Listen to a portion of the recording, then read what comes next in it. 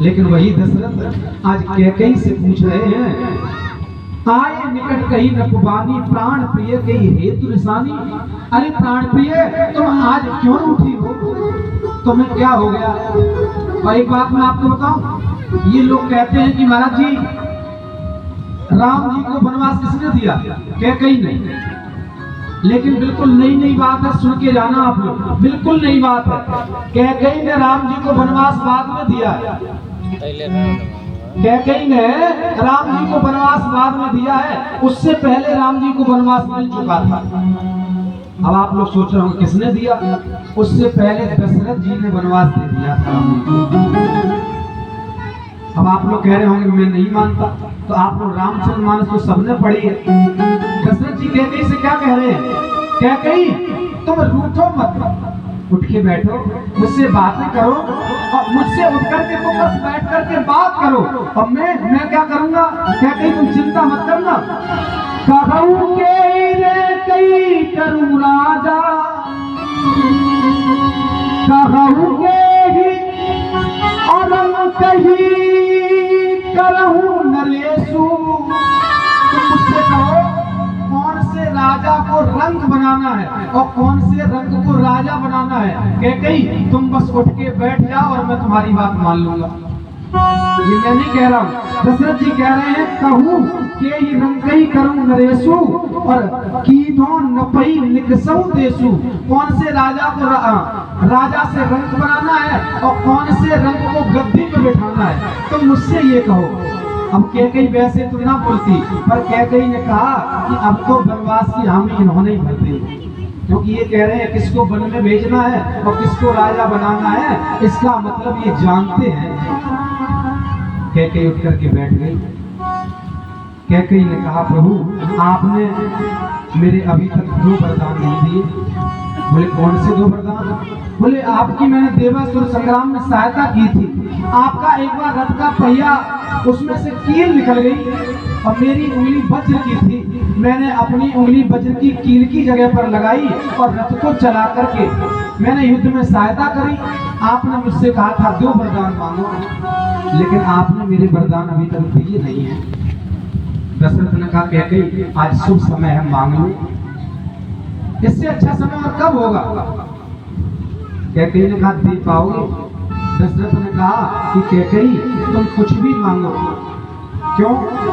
और ये बड़ा शुभ समय है, तुम आज मांग रही हो, क्योंकि कल सवेरे तो राम राजा बन जाएंगे और अभी तक राजा कौन है? मैं। अभी मेरे पास सब कुछ है और पता नहीं अगर तुम कल मांगती तो कल तो मेरे पास कुछ नहीं होता महाराज, तो तुम आज ही मांग लो। कैकेयी ने कहा कि मैं जो मांग रही हूँ उसके लिए आपको थोड़ा कलेजा मजबूत करना होगा। दशरथ ने कहा मजबूत है, मांगो कैकेयी। सुनहु प्राण प्रिय भावत जी का, सुनहु प्राण प्रिय भावत जी का।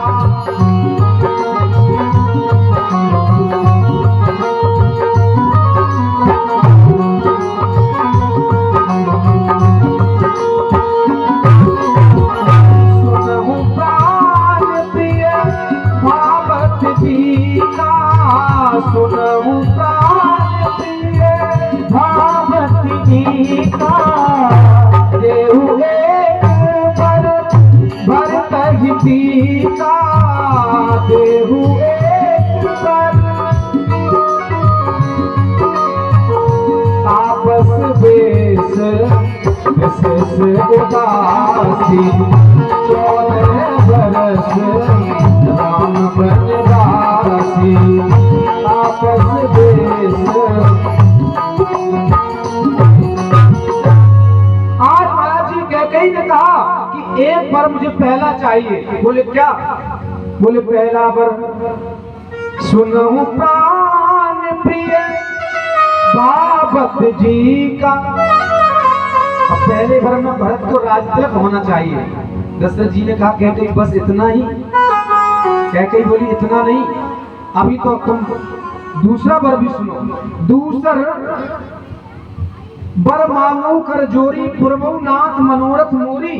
हाथ जोड़ के दूसरा वाला बर मांग रही हूँ। बोले क्या? बोले तापस बेस और विशेष उदासी और 14 बरस राम बनवासी।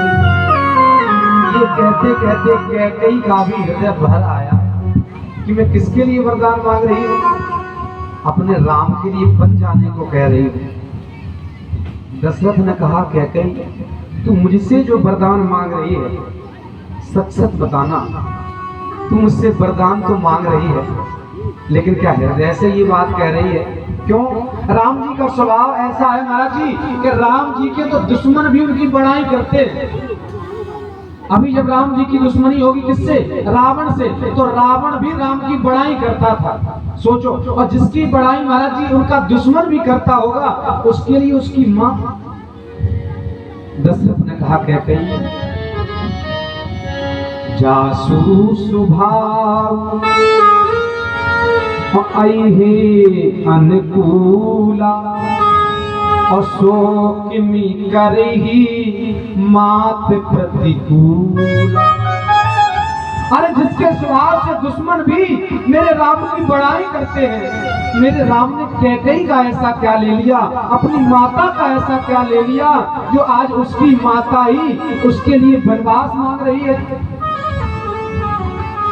कैकेयी ने कहा कि मैं कुछ नहीं जानती, तुम्हारे मन में बहुत कपट रहता है, मेरे भरत को बुलाया नहीं और राम को। अगर मेरे इन वचनों का कैकेयी तुझे पता नहीं है, अगर तूने मुझसे ऐसे वर मांगे तो कैकेयी मैं मर जाऊंगा। कैकेयी ने कहा जिए मीन बरबार विहीना और मन बिन फनक जहे दुख दीना। दशरथ बोले कैकेयी ये संभव है कि मछली को जल से निकाल दो और मछली महाराज कुछ समय तक जिंदा रह जाए।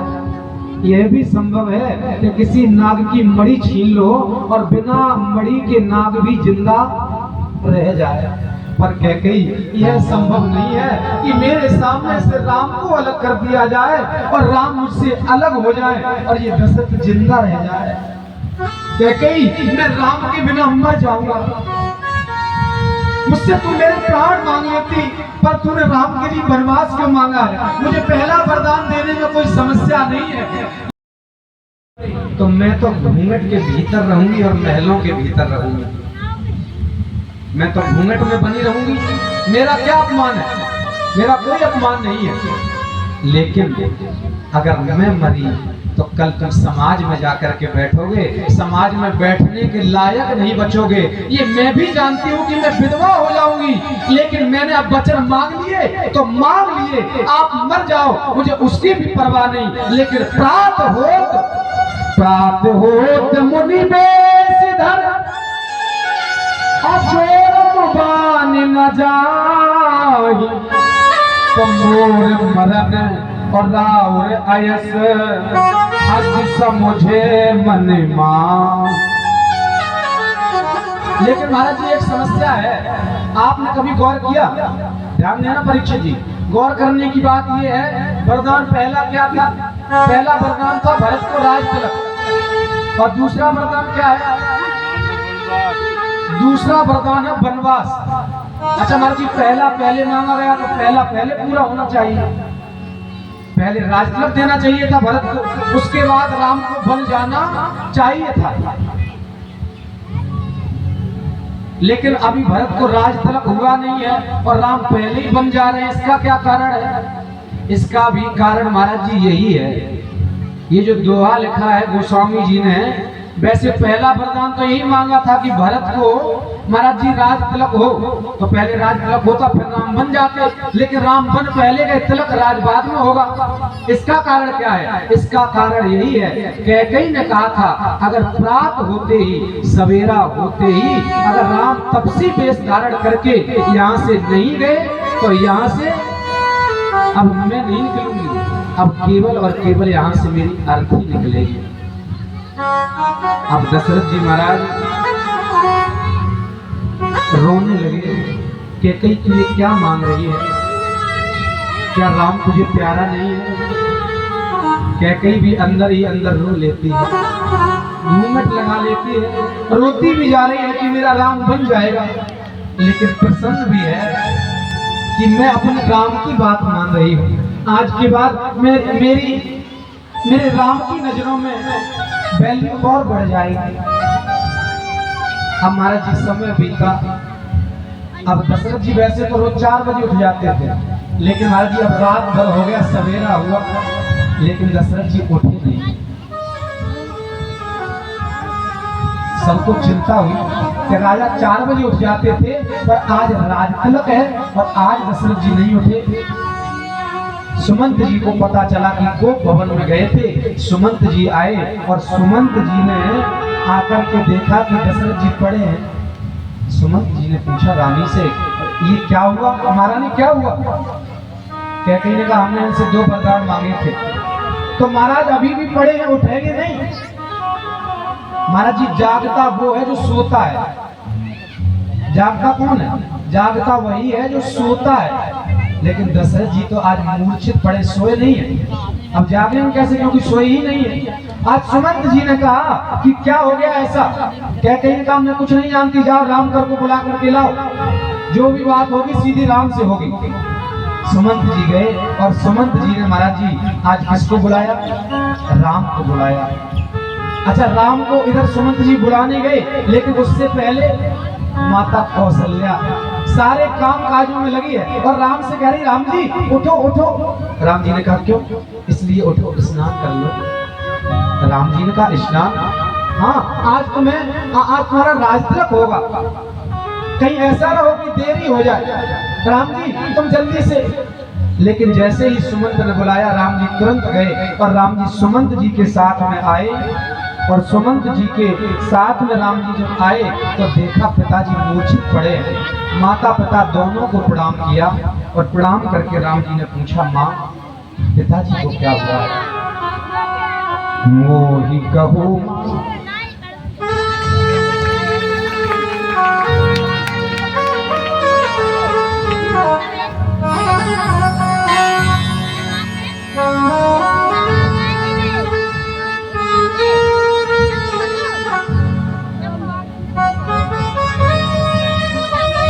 और ये नन्हा सा बालक रवि, इनके पिता श्री सुनील कुमार जी, इनकी तरफ से गले में माल्यार्पण हो रही है और ये 251 पुष्प मुद्रा भेंट हो रही है। भैया के लिए जोरदार तालियां बजाएंगे। भगवान बिहारी जी सदैव कृपा दृष्टि बनाए रखें।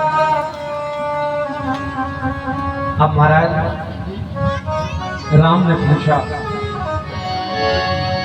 मोहि कहु मात तात दुख कारण, करिय जतन जेहि होई निवार। मोहि कहे मात तात दुख कारण,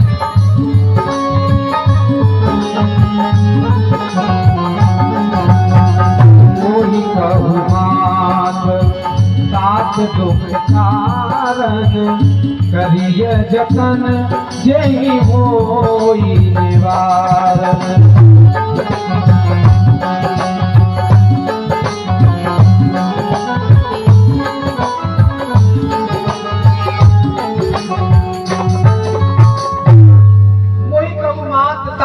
कारण, पिता के दुख का क्या कारण है? कैकेयी ने कहा राम मैंने तुम्हारे पिता से केवल 2 वरदान मांगे थे, उसी के कारण तुम्हारे पिताश्री जो हैं वो क्या वरदान मांगे थे? बोले मैंने वरदान मांगे थे, पहले वरदान में भरत जी को राजतिलक और दूसरे वरदान में तुम्हारे लिए 14 वर्ष का वनवास। अब देखो राम जी जब आए थे तो राम जी ने क्या कहा कैकेयी से? मोहि कहु मात। जब आए तो क्या कहा? जब आए तो कहा माता, लेकिन जैसे ही सुना कि माता कैकेयी ने मेरे लिए 14 वर्ष का वनवास मांगा है, अब राम जी क्या कह रहे हैं? सुने जननी सोई। अगर आपकी आज्ञा हुई है और पिताजी की आज्ञा है तो माता मैं अभी बन जा रहा हूं। सुन जननी सोई सुत बड़ भागी, सुन जननी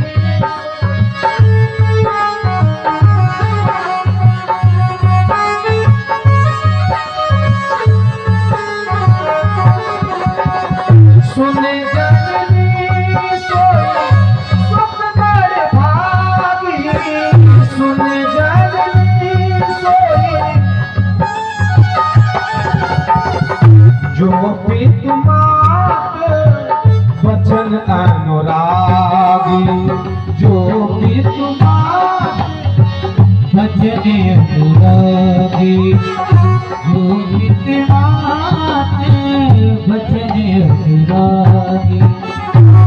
बड़भागी पुत्र तो वही है महाराज जी जो माता और पिता की आज्ञा का पालन सुन जननी सोई सुत बड़भागी। अच्छा आए थे तब माता कहा था लेकिन अब कहा है जननी। और महाराज जी जननी किसको कहते हैं? जननी कहते हैं जन्म देने वाली को। क्या कैकेयी ने राम को जन्म दिया है? जन्म तो कौशल्या ने दिया है, लेकिन राम जी कैकेयी से जननी कह रहे हैं।